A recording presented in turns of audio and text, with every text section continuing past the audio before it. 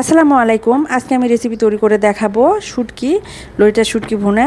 আমি প্রথমে শুটকিটা ক্লিন করে ধুয়ে পরিষ্কার করে নিয়েছি। এরপরে একটু হাফ সিদ্ধ করে নেব যাতে যেতটুকু ময়লা থাকে বের হয়ে যাবে।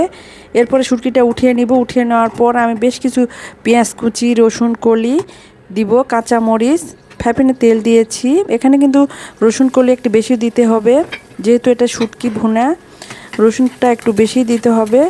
পেঁয়াজ, রসুন এবং কাঁচামরিচ হালকা করে ভেজে নিয়ে দিয়েছি রসুন বাটা, আদা বাটা, আর দিব হলুদ, লবণের গুঁড়া, মরিচের গুঁড়া, ধনিয়া গুঁড়া, জিরা গুঁড়া দিয়ে মশলা পানি দিয়ে কষিয়ে নিয়েছি ভালোভাবে, যাতে ভালোভাবে মশলাটা মিশে যায়।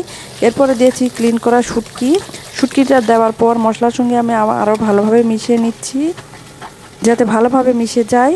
এরপর আমি পানি দিব, পানি দিয়ে ঢেকে রাখবো কিছুক্ষণের জন্য। এভাবে ভুনা করলে কিন্তু খেতে অসাধারণ লাগে, লইটা শুটকি ভুনা বিশেষ করে। এরপরে ভালোভাবে আমি মশলাটা কষিয়ে নিচ্ছি যাতে তেলটা উঠে আসে উপরে, তাহলে শুটকি ভুনাটা আমার কমপ্লিট হয়ে যাবে।